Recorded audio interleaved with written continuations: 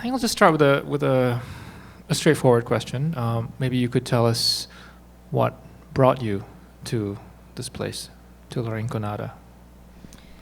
So, to be honest, is generally what takes me to anywhere, or what brings me to filmmaking itself, which is I'm very attracted by these places of no-oneness. I'm very attracted of places that are very hard to tell where they are, and or that they have like different faces somehow. And this can be, like in no man's land, like a perpetrator. It could be, the highest town on earth. It could be, and it's really, it starts with this idea of projecting yourself into these places, and just out of curiosity, and also with this idea of physical limits, and looking for places that I could be trapped in, almost in a way that, let's say, I create the situations that I get myself into without being very, very stupid, because there's some kind of control in that, but it's like, how far can you go? Until an extent that maybe someday something can go wrong, but it's a way, how can you measure that?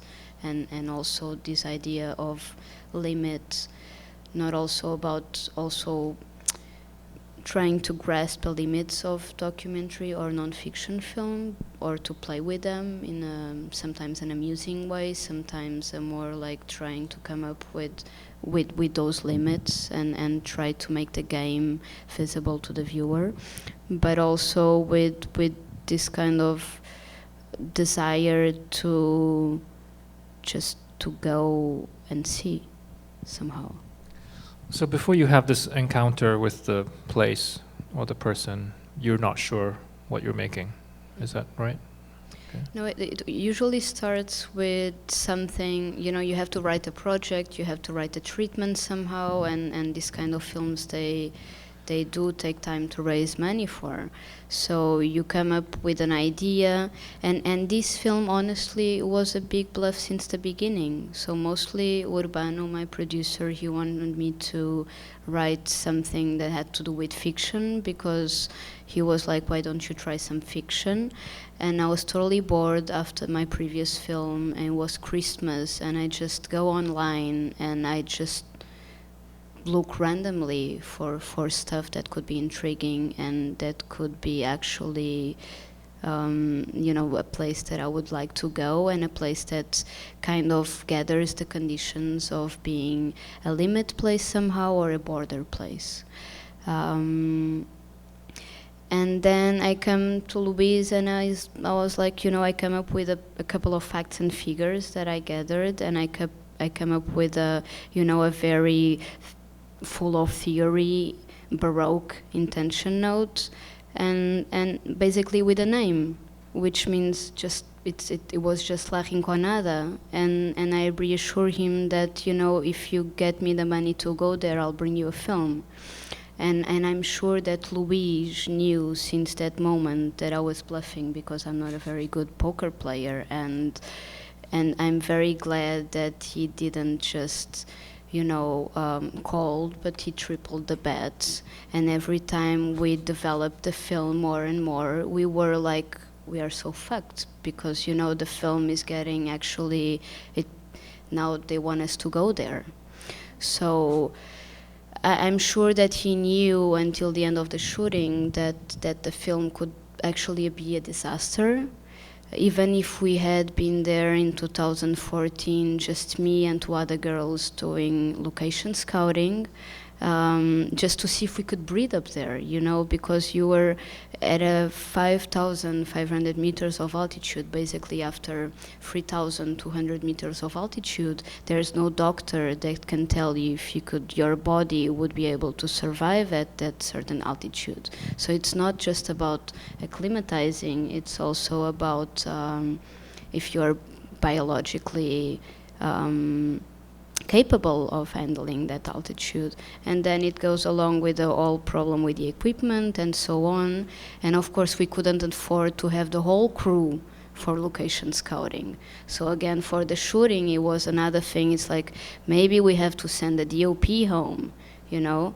And of course we kept dragging these oxygen tanks behind us all the time, and there were smaller containers, and yeah, like most of the crew members, they gave a shot of oxygen once in a while, and that's how. And then the place was, you know, the place, we couldn't sleep there, so we had to commute every day for 2 hours, and that's very heavy on a crew, especially if you are in an environment like that, listening to those stories every time. We had 2 drivers, they were both Peruvian, and so they were hired by our executive producers that were based in Lima. And I'm sure that, you know, it's their country, that they know what La Rinconada is, but then I found out that most people in Peru, they have no idea. They've heard the name, but, you know, it's a place that no one really wants to go. And so it's like after 1 week, they turn to production and they go, you know, we had no idea that this was so dangerous. And maybe we don't want to do this road every day. And this was not just because about like the weather conditions, like one day it would be snowing, the other day would be sunny, and you know, it was a mountain road. You would see like combis flip down the way every day, and they would be driving insanely. And of course the road was dangerous, but these guys, you know, they did the Dakar before, so I think that wasn't really the problem. The problem was that whenever we would get to La Rinconada, there's some kind of pleasure in telling this history, like these stories of violence. And every day you would listen about someone that was kidnapped in that road, someone that was robbed. So basically they were just afraid. They were like, you know, we cannot have our cars protected, so we started to bribe the police to be escorted down the road. And then they come to us again and they tell us, you know, but the police is corrupted. So it's like, what do you do? It's like, shall you try to also bribe the ones that can rob? You know, we were facing several problems with this. So that's why I say that the whole film was a bluff, is that because we were aware of all these situations, and they eventually, they crossed our way. I know that initially, the initial plan was to make something that was a little bit more of a hybrid film that had very clear fictional aspects. Can you say a little bit about what that intention was and why you veered away from that towards this? Well, maybe it started also kind of to please Urbano, and something that I would actually like to do, which is to work with you know, with a family, or I was going to work with a minor. I had this kind of plot written, and basically I just wanted to be there and, you know, just stay in the main square of the town and look for my character. But the thing is that the character never really arrived. And usually also the films that I do, it involves time and waiting, you know. So for me, the budget for a film is like, how much time can you buy? But unfortunately, we realized that, you know, it was very hard to actually get someone, and there was never the right person. And also because, you know, Peru is a very male-oriented society, so like most of the castings that we did, like the females, they were all up to it, but then they would go home to their husbands and they would say, no, we are not interested.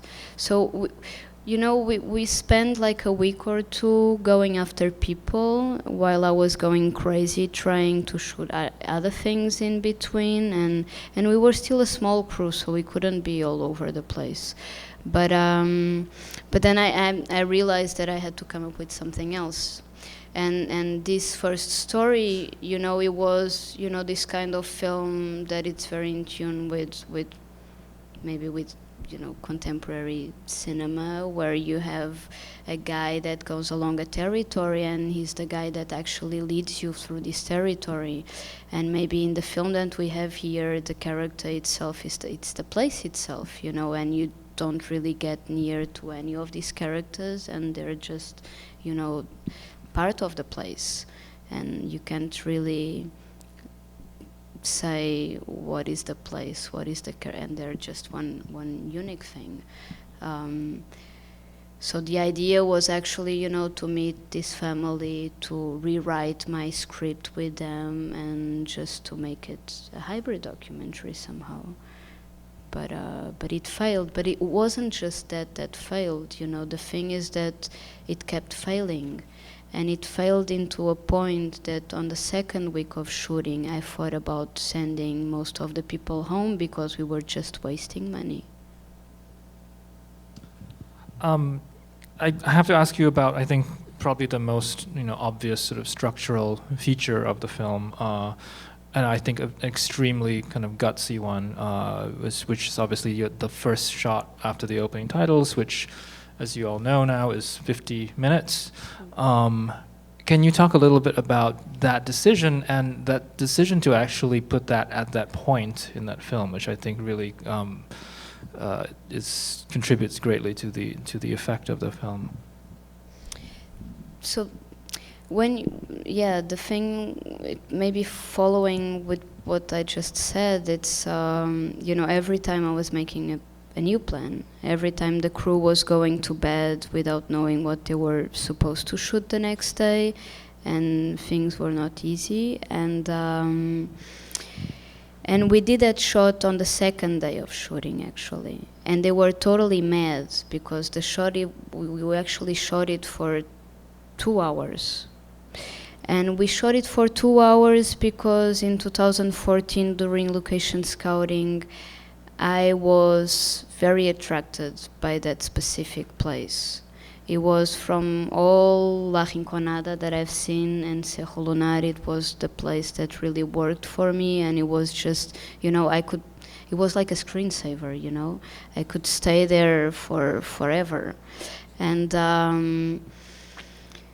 I eventually recorded roughly which was something like 20 minutes or half an hour, and then I had a show in Serralves in Portugal, and I ended up doing an installation with that. So I transferred that into 16mm, and it would run in a loop, and then we did this vinyl edition, which is a bit of a sketch of the sound work that you see here.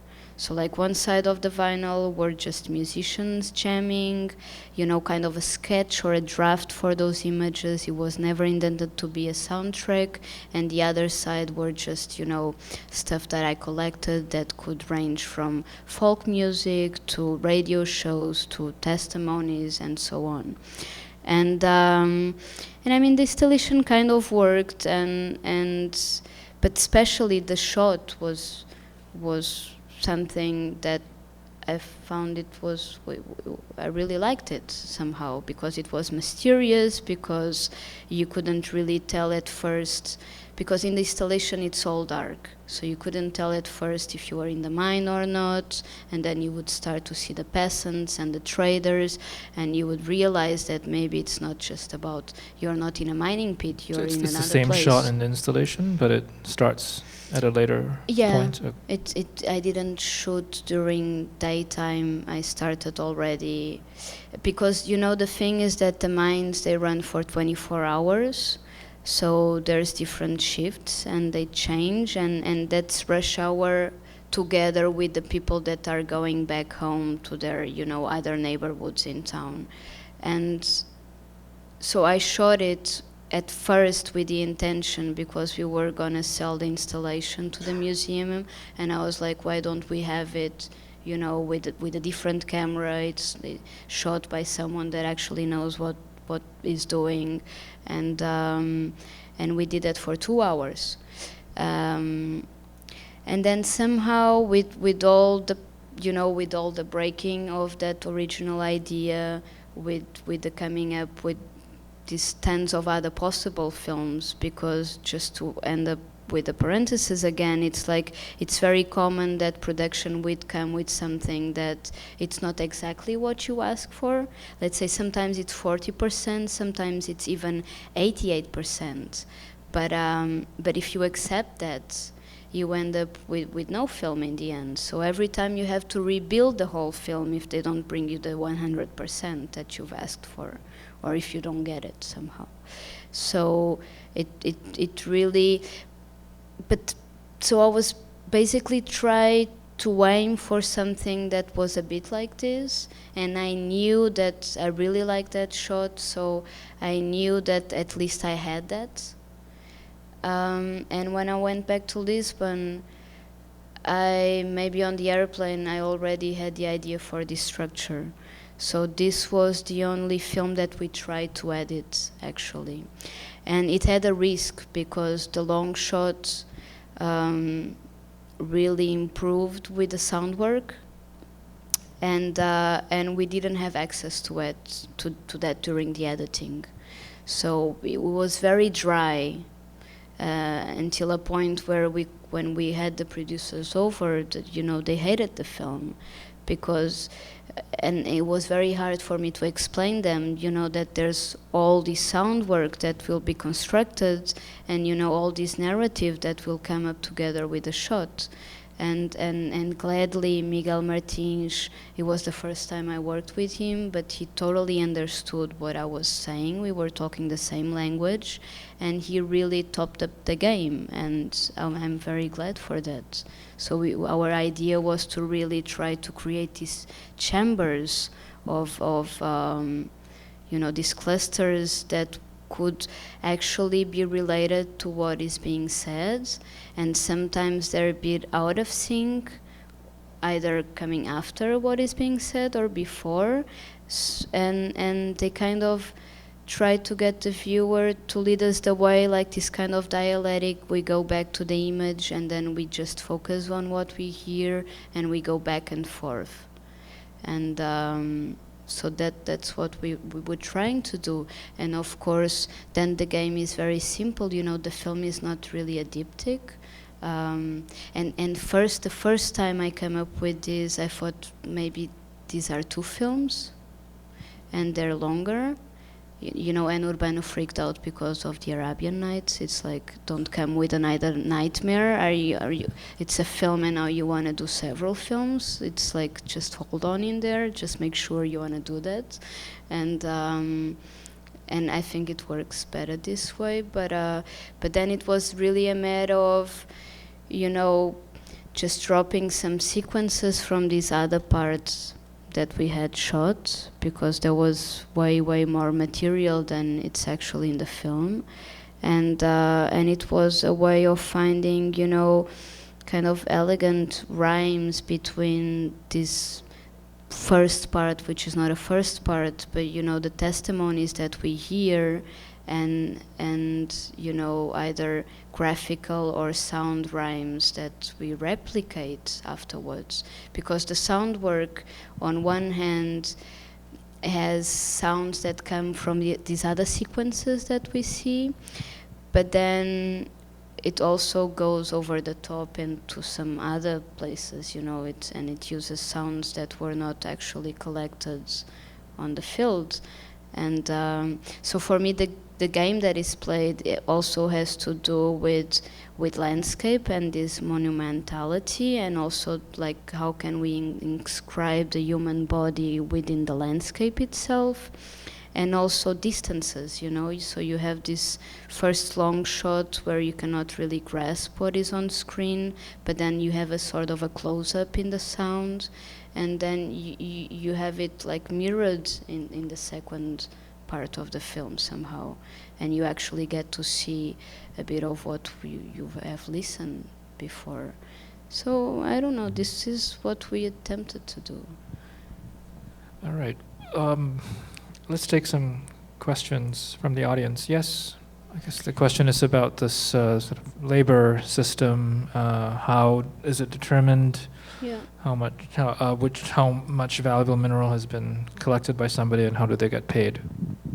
Yeah, basically that, those two moments you're describing, there are two ways of crushing those minerals. There's a mechanical way, which goes with that kind of mill, and then there's the one with the quimbaletes, which is the more artisanal way.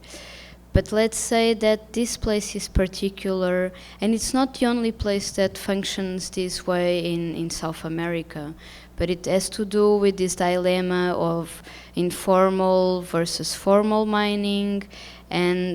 But the thing is that no one would ever go up there, and this is most of the feedback that I had from the people I had worked with and from the people that I met there, is that it's really a dilemma and people are very split.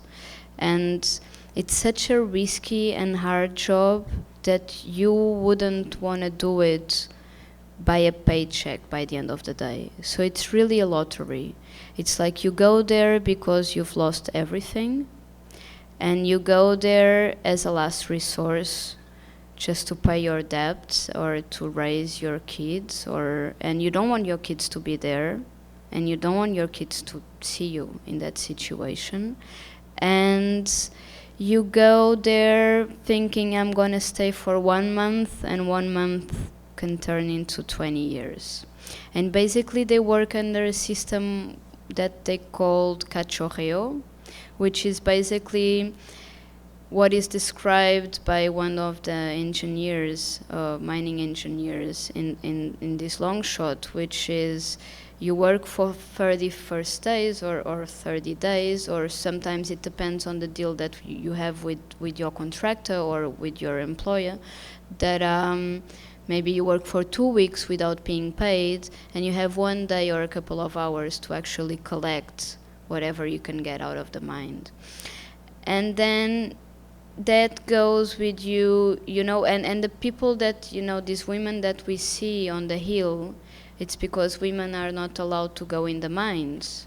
So basically they get all these little rocks that are coming out of these mining pits, and they just, they're like laneurs, looking for the little remains of minerals that could be mixed with all those stones.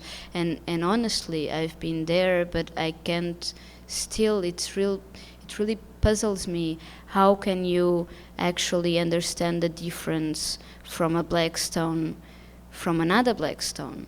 And for me, it's really hard, and still today I cannot figure out how they can tell a difference from one stone to the other. But they go on with the whole process. So basically they go either to the quimbaletes or to the molinos, and afterwards with mercury they're separating so this dust, gold dust, from the other part of the rock, until a point which is it's really powder that they get after days and days of work. And then they go to a couple of compradores, which are just like traders that are, hooked up on the internet and their cell phones, trying to see how's the market going. And of course you would get like the lowest possible. It's not like going away to another town and trying to sell your gold, and you get something in return. You get a couple of bucks. And this couple of bucks usually get you going through the next month, or get you enough to eat, but you also spend as you see and as you listen, because it's so hard that it's like a vicious circle. It's like, it really reminded me of, and there was a moment that sentence really stuck in my mind. I was very young when I read The Gambler. And The Gambler ends with this sentence that I kept since I read it for the first time, that it's like tomorrow it will end, but there's no tomorrow, and tomorrow will never come, and there's no end. So it's like it goes on. Yes. The question about rituals, you said in the film? Spiritual. The shamanistic, spiritual aspects of the film, and at what point you decided to include that? No, I mean, those stories are terrific. And it's still, I'm still as well intrigued. Is it, I know that the police has found things. I've read things of, journalists or other people that actually have been in the field. Um, but and it's something that has to do with the roots of the people as well that inhabit that place. It has to do with their religion. It has to do with the mix between paganism and Catholicism, and yes, I'm very intrigued by that. I'm going to Borneo and I want to be with the shamans as well, and I'm just, I'm intrigued about all this, and I think it's very rooted in their culture, and it's also something that helps with this idea of being there and taking up that situation, because it's you have to rely on something to take up with all that thing. So maybe that's part of what keeps them, going somehow. So yeah, that was an interest since the beginning, and that's that is that at the same time, for me, like, without really judging, and I'm not judging Brandon, but I'm basically, it's just a comment about all these kind of rituals and stuff, being Candomblé or being several other kind of religions that deal with or even Catholicism, is that it's a kind of a therapy for people. So maybe it's something that we need, and some people, they find a solution in one place, others they find a solution in another place, but I think it's very important, and that's a scene that we didn't stage the scene. We were observers mostly, but we were the ones that kind of triggered that encounter between Edwin, the miner, and Brandon. And Edwin, at a certain moment, we had to take him back to his wife, because the wife was pregnant and everything, and he's a very, very sweet husband. And but then that halfway he was the one that wanted to stay there, and that was very important for me somehow, like in the way that you deal with documentary and the whole thing, and it was just not imposing something on people, but for him it was very meaningful. We're running out of time, but I think we can take a final question. Yes.